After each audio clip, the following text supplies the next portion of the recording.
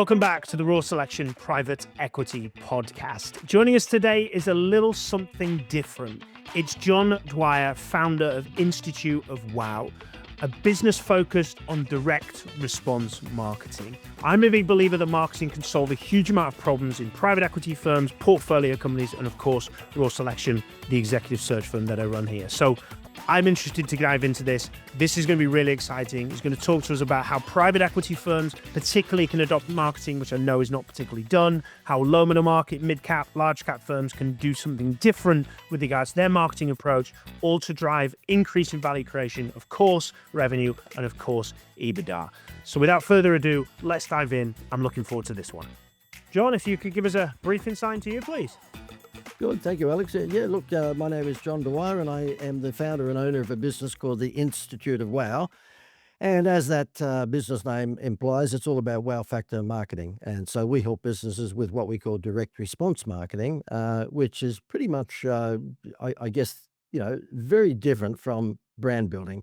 If you go to an advertising agency, they'll tell you that they want to help you to get people to fall in love with your brand so that they'll taste your product. We flip that model. We get people to taste your product so they'll fall in love with your brand. Like it. So what mistakes do you see either private equity firms or companies making, and what would you suggest to correct them? Mate, look, not just private equity firms. I mean, at the end of the day, I think, the conversation we've had before you press the play button, private equity firms are not big on marketing themselves. They tend to work on referrals. But just in terms of just general businesses, it doesn't matter what business it is, whether it's in the services industry or the product industry, they tend to market their products or their services on price. And of course, there's a race to the bottom because if you're selling a washing machine and it's a commodity and you're selling it for £500, let's say, or $500, then the guy down the road can beat you within about 5 minutes. And so what we teach people is to actually not, focus on price, but rather market your products or services based on value add. And the best example of that would be McDonald's Happy Meals. They've been running for 44 years a Happy Meal with a toy inside. And if I asked any parent or grandparent what was the cost of a Happy Meal, they couldn't tell you. Most couldn't tell you, at least, because that free toy takes your eyes off the price. Interesting. That's very interesting. I could not tell you what the price of a Happy Meal is either, to be fair.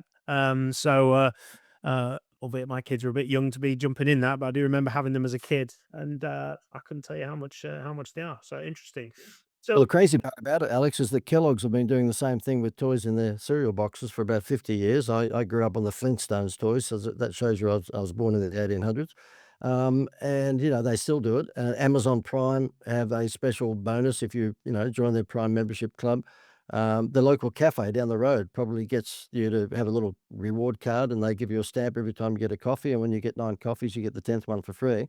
The irony is, though, is that 97% of businesses worldwide have never, ever, ever used an incentive. It's absolutely crazy. They just market their products or services on price, and they wonder why they lose that last drop.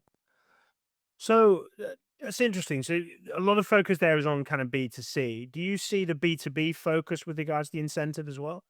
Yeah, exactly. I mean, I'm in the advisory business, and my business is the Institute of Wow.com. So therefore, we're, as you would imagine with a name like that, you're either into marketing or advertising or entertainment.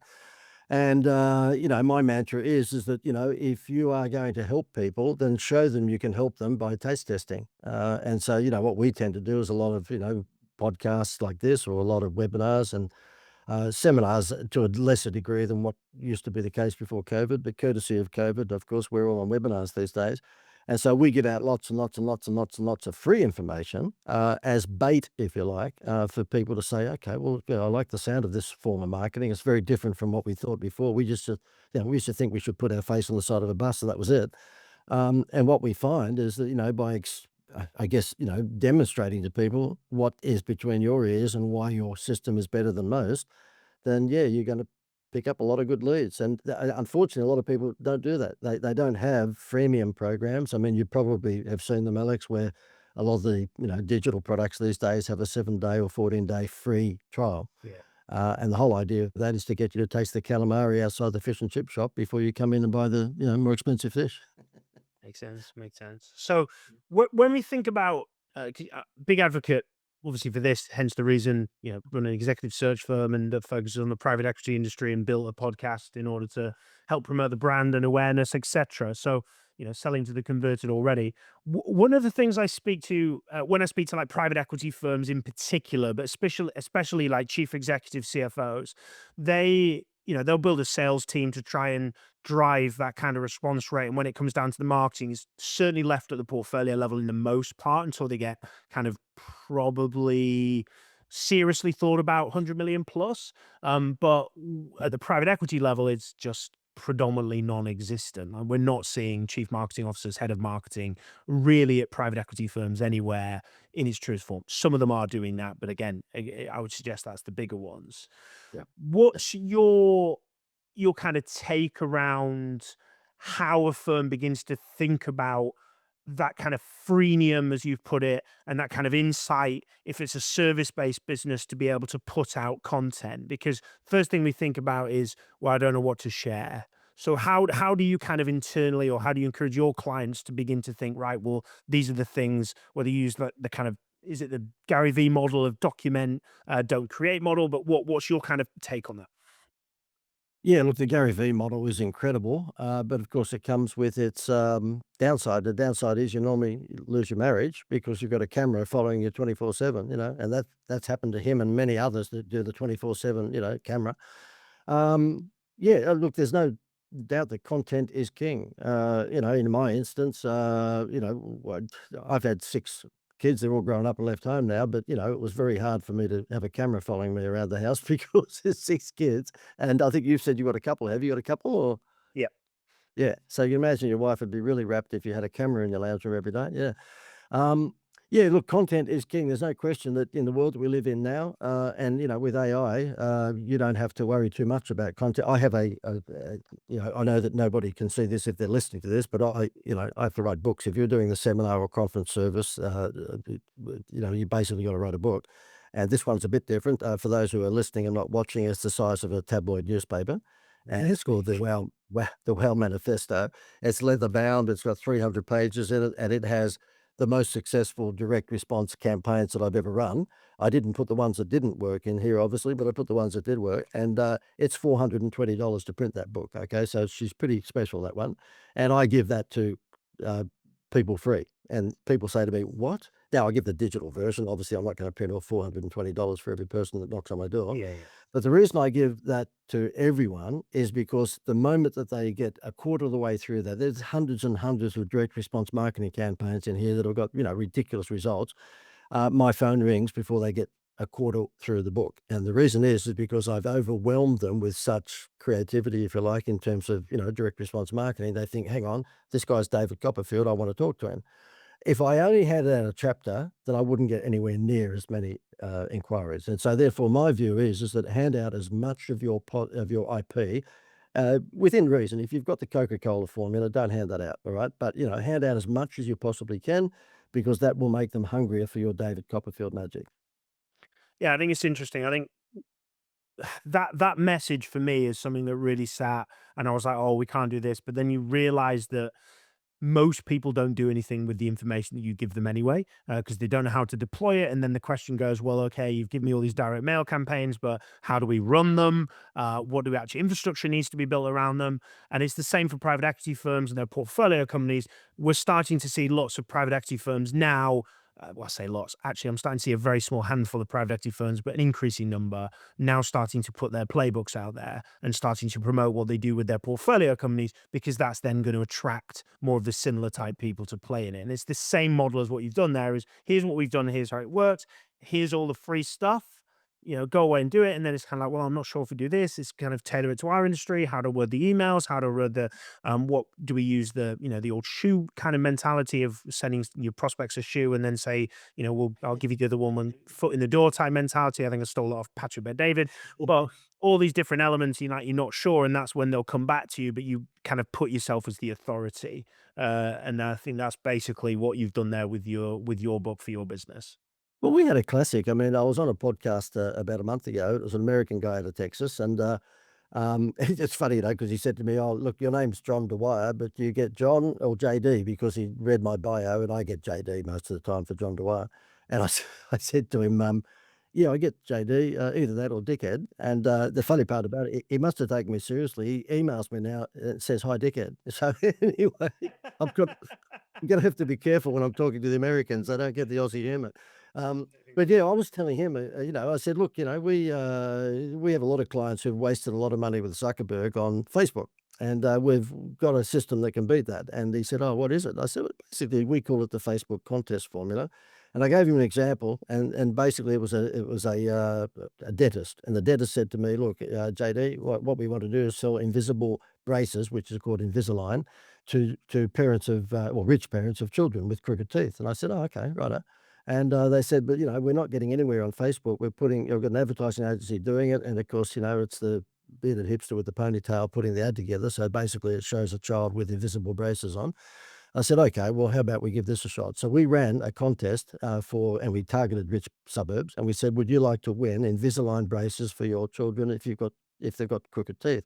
Who do you think's going to enter that contest? If you've got children with beautiful teeth, there's no way you're going to enter that contest. But if you've got children with crooked teeth, he spent $30 a day. That's all he spent, $30 a day. This is in Australia. He got 1,000 leads in the first week. We're talking insane numbers of entry forms, right? Right. Now, it was 991, but let's just say 1,000 for round figure sake. He had 991 people who he could contact the following week to say, look, good news is some bad news. Bad news is you didn't win the contest, but the good news is we have a special deal at the moment for your child to get braces. It used to be this, but now it's that. And if you actually decide to get braces for your child by Friday, we'll give you a voucher, which will give you 3 nights accommodation for free.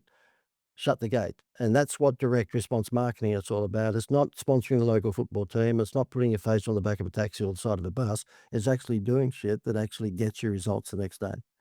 Interesting, interesting. And then you've got the advert. Then you get the old adage of doesn't work in our market. It's different. We're different. I wouldn't have thought about that's really interesting kind of lever. Sorry to interrupt. Just a quick mention of a long-standing partnership with Grata. As you'll probably know, the private equity scene is constantly evolving, and deal flow is moving now to proprietary and data-driven processes. Grata provides you with the data and information of over 7 million private companies. So if you're looking to improve your proprietary deal flow and improve the data access, then reach out to Grata today. Now back to the podcast. So when we think, let's dive into this with regards to a few kind of examples. Have you got other examples of, like, obviously, we're familiar with the private equity world and the part they have to play. It's a financial services industry, as you said earlier. There's and before we jumped online, my take on their deal origination strategy is that they are predominantly network, so advisors, investment banks, brokers to some degree, all influencing them and introducing them deals. We're starting to see that kind of head of business development, deal origination type role starting to come into private equity, but predominantly that is just managing those networks rather than actually thinking it from a marketing lens. What ideas would you have, or campaigns that you think would be interesting that private equity firms could run in that lens? I know I'm kind of shooting off the hip for you, or making you shoot off the hip a bit here, but that they could run that would engage and entice owners of companies to engage with them with the potential of selling their business now or in the future. Yeah. Sell once to many. Okay, it's a lesson I learned about 10 years ago. I was in the corporate world. I was doing marketing for here in Australia for, McDonald's and 7-Eleven and BP gas stations and a whole bunch of bigger businesses. And as it turned out, I said to my wife, look, how about we swap and we provide this intellectual property to smaller businesses because, we're not getting any younger. And so therefore what we can do is milk the stuff that's between my ears and sell it to smaller businesses. Mind you, yeah, my wife said to me, just forget it, shut up, and just keep what you're doing because the corporates tended to pay on time every time. But anyway, I didn't listen to her, and I got into this small business sector. And the interesting learning curve was that the Anthony Robbins model is alive and well, no matter who your audience is. And that model is sell once to many.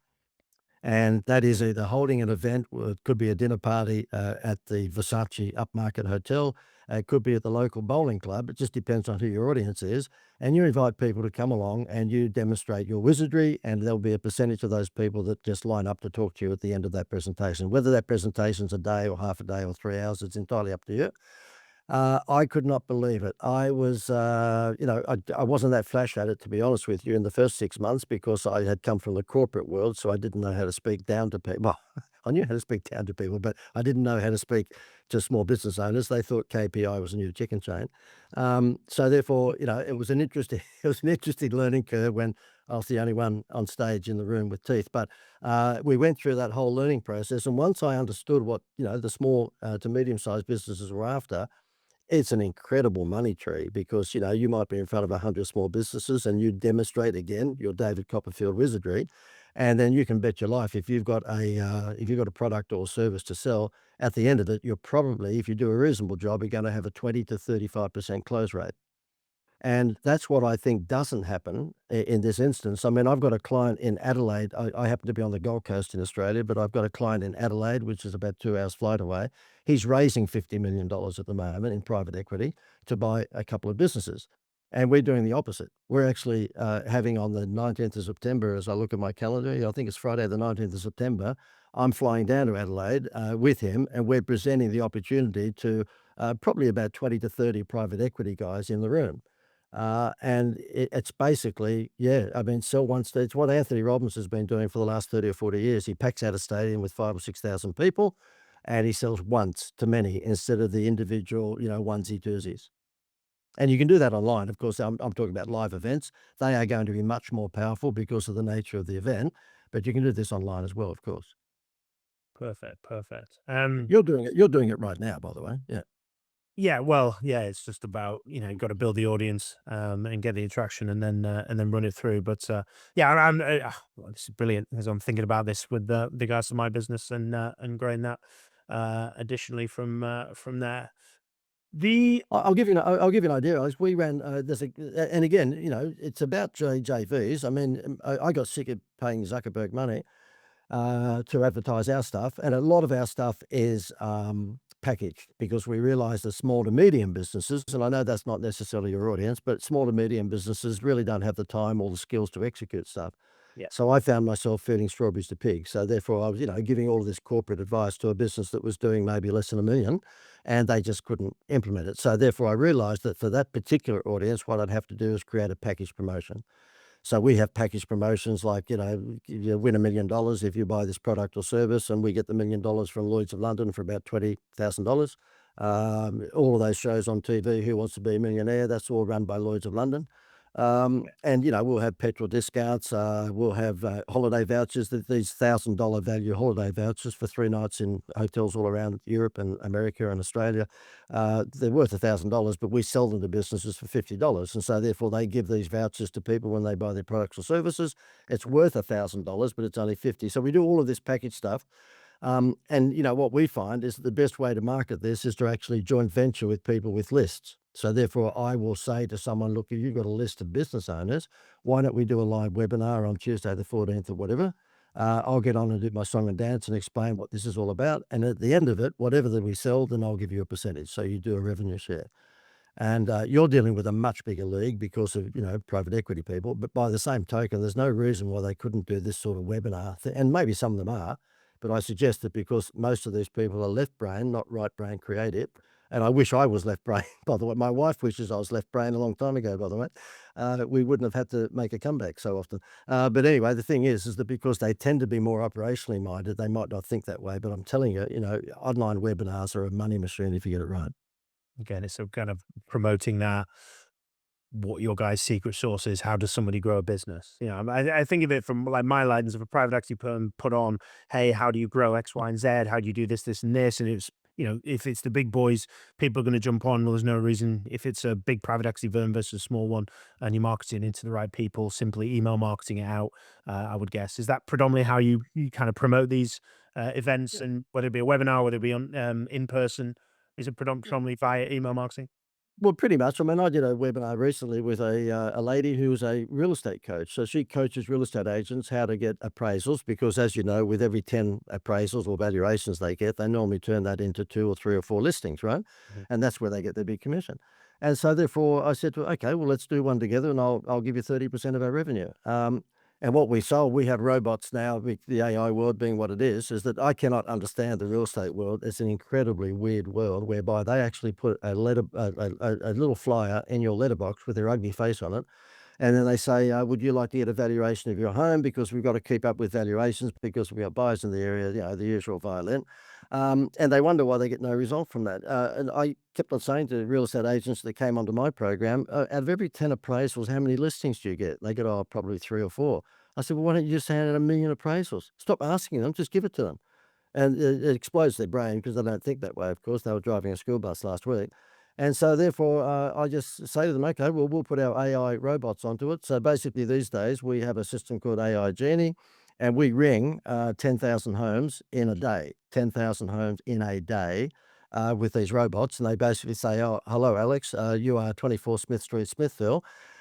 Just thought I'd let you know that we're phoning to do some research on how many people understand how much they're sitting on at home. Do you know your home is worth $1.2 million? Your head explodes." And then you say to me, "Well, I didn't realize that." Now, this robot sounds exactly like a human. 78% of people think it's a human. And even if they don't, who cares, right? Yeah, And then so therefore, they basically say, "Well, if you'd like a local trusted agent to come in and provide you with a written appraisal, then would you like that to happen?" And we are selling those leads then to real estate agents because instead of asking, do they want an appraisal, we just give out 1,000,000 appraisals. But they don't think this way because they're not thinking scaling. And, the game that we're in is not just direct response, but, you know, I used to do all the Murdoch scratch games, okay, for all of his newspapers in, Australia. And you'd be familiar with Rupert Murdoch, of course. Um, and that's all about scaling. So therefore, we'd make sure that we had 1,000,000 scratch bingo cards out there because then that would, probably stimulate about a 15% lift in your circulation. It's all about scaling. interesting. Very interesting. So, just looking at this from a slightly different lens, when we've got a problem in private equity at the firm level, and I think a portfolio level where we don't utilize marketing enough. Um, what but then someone's going to, okay, well, you're not going to get a partner of a managing partner of a private equity firm starting to go down the marketing route and studying, and Jay Abraham and Gary Vaynerchuk and all the guys that put all the information out. So they're going to start to think, well, we need to bring somebody in to help drive and develop this. And then that comes the question of, well, if you don't know what you're hiring for, how do you go out there and hire good people? You'll just end up with somebody who tells you, that's was, as you referenced earlier, driving a bus last week, and now they're an expert marketer and can do all of the direct lead stuff. So when firms are considering hiring a great marketer for a fast growing either private equity firm, private equity backed business, what are some of the questions that you ask of the candidate, and what are the best answers that we should be looking for that they will give to those questions? Two things. Number one, I normally judge people on their history, not what they say they're going to do in the future. And so therefore, I don't employ too many 23-year-olds. I know that sounds very convenient for a baby boomer like me to say that, because, when you become an old fart, then of course it becomes a sport that you bag out millennials. I've got 6 of them, by the way. um, so therefore, look for someone with a couple of wrinkles, because at the end of the day, wrinkles, tend to deliver wisdom. But more than that, look at their case history. I mean, on my website, theinstituteofwow.com, if anyone wants to go on there, they will go to the case histories tab up the top of it. They could be on there for 2 hours looking at all the case histories. And the reason I do that is because I want to overwhelm them with proof that we have half a clue what we're doing. And the other thing too that people might like to consider is that aside from looking at the history of someone, because at the end of the day that tends to predict their future, is have a look at whether they think outside the box. One of my clients some years ago was a building society in Australia, and building societies and credit unions, it'd be the same in the UK and in America. They tend to attract a working class audience. Banks, the big banks, the banks of America, tend to attract people with suits and ties. The credit unions and building societies are after working class.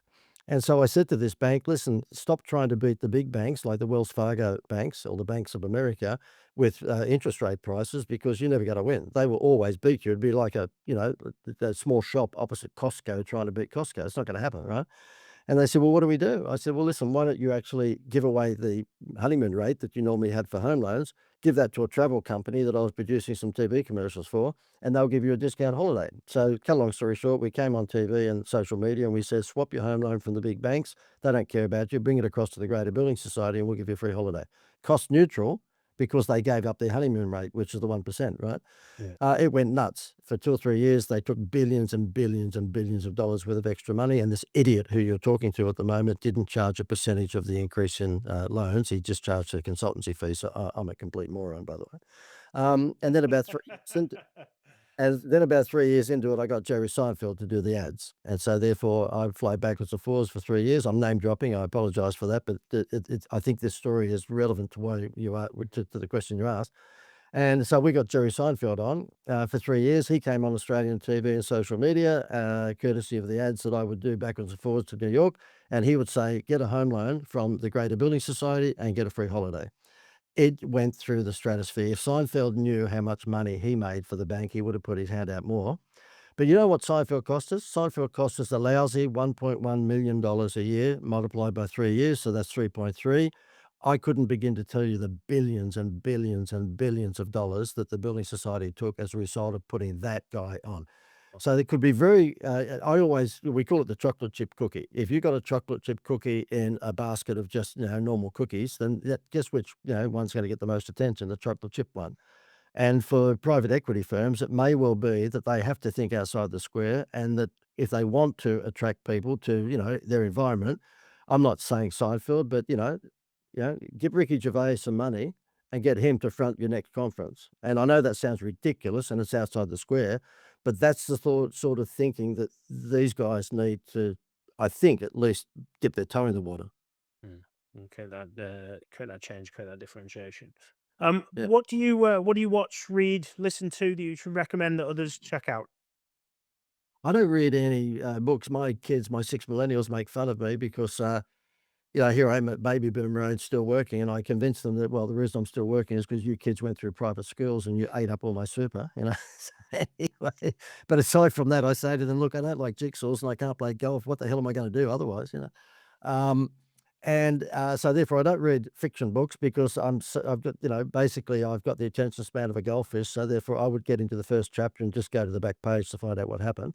When it comes to fiction, I say to the kids, look, why would you read a book? I might as well just wait for the movie. The movie Jurassic Park was so much easier to watch than read. So I read autobiographies. Yeah, so I go through the Richard Bransons and the Walt Disneys and Steven Spielberg's. That's the sort of stuff I like. And I guess the book though that probably resonates most with me is The Purple Cow by Seth Godin. So basically that's the same philosophy that I have. He was driving through the country with his wife. And he stopped to see all these cows in the paddock, and they all looked the same. And he said to his wife, imagine if one of those cows was purple, it would stand out.